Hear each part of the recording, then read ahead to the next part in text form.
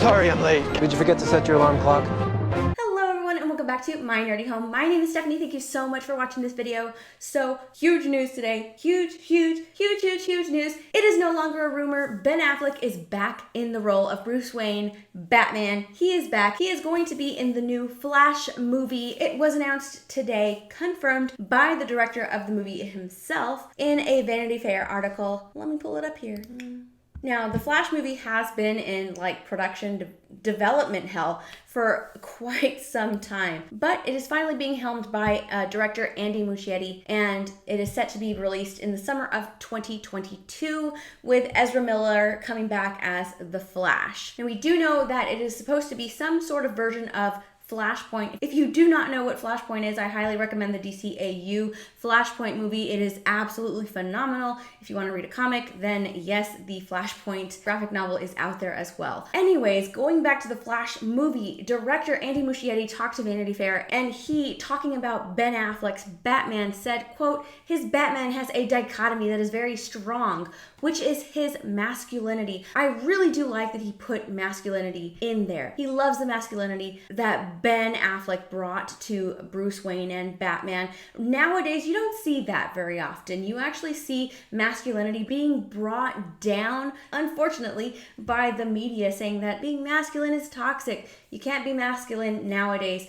So I do like that he enjoys what Ben Affleck brought to the role as far as his masculinity. He goes on to say, because of the way he looks and the imposing figure that he has and his jawline, he does have an amazing jawline to fit that damn cowl. He goes on to say, but he is very vulnerable. He knows how to deliver from the inside out that vulnerability. He just needs a story that allows him to bring that contrast, the balance. And we did see that. We got glimpses of that in BVS. We got glimpses of that vulnerability in many of the scenes relating to his parents. In some of the scenes where he's staring at his bat suit, we saw a little bit of that conflict within him. So we do kind of see some of that vulnerability in BVS, especially in relation to his mom, which this article does go on to talk about further. We know that that's something that weighs heavily on Bruce Wayne, on every single version of Bruce Wayne and every single version of Batman. That is something that does weigh heavily on the character of Bruce Wayne. He goes on to say he's a very substantial part of the emotional impact of the movie, and he very well should be. Bruce Wayne and Barry Allen, they do have that commonality in that both of their mothers were, it actually goes on to say that. They do have that commonality. They do have that in common. You know, both of their mothers were killed. They were killed. They lost their moms. So Bruce Wayne can kind of relate to Barry in that way. He goes on to say that it is Barry's movie. It is Barry's story, but their characters are more related than we think. They both lost their mothers to murder, and that's one of the emotional vessels of the movie. That's where the Affleck Batman kicks in. He goes on. He's the baseline. He's part of that unaltered state before we jump into Barry's adventure. There's a familiarity there. So we kind of start with Ben Affleck's Batman, with his version of Batman, because then the article goes on to say that Michael Keaton's Batman from Batman 89 is going to also play a part in this movie, is going to play a substantial part in the Flashpoint movie as well,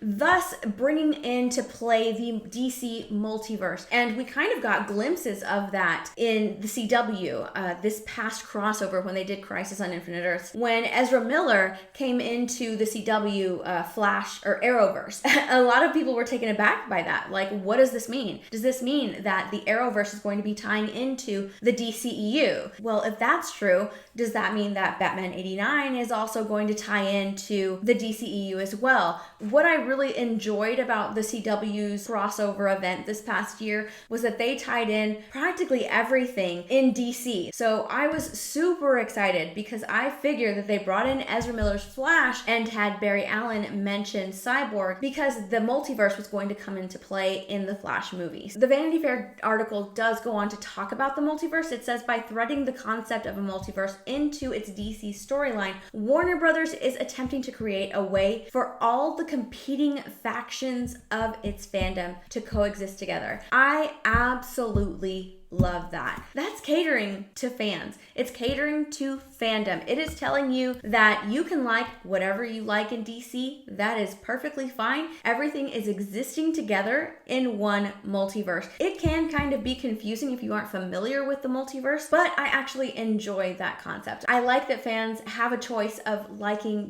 their preferred Batman, whether it be Michael Keaton, Christian Bale, Ben Affleck, Val Kilmer, even freaking George Clooney. I like, the fans have their choice and they can all coexist together just on different Earths. And it is something that we knew was going to come into play in the Flash movie. Didn't know how far they would take it, and now we kind of do. Muschietti goes on to say that the movie is a bit of a hinge in a sense that it presents a story that implies a unified universe where all cinematic iterations that we've seen before are valid. It's inclusive in the sense that it is saying that all that you've seen exists and everything you will see exists in the same unified multiverse. I absolutely love his phrasing here. Everything is unified. I love that. It's kind of unifying the fans. It's unifying the fans of DC. The way he's wording it here, it's all about unification. It's all about coming together. Everything exists. You can like your Christian Bale Batman. You can like your Ben Affleck Batman.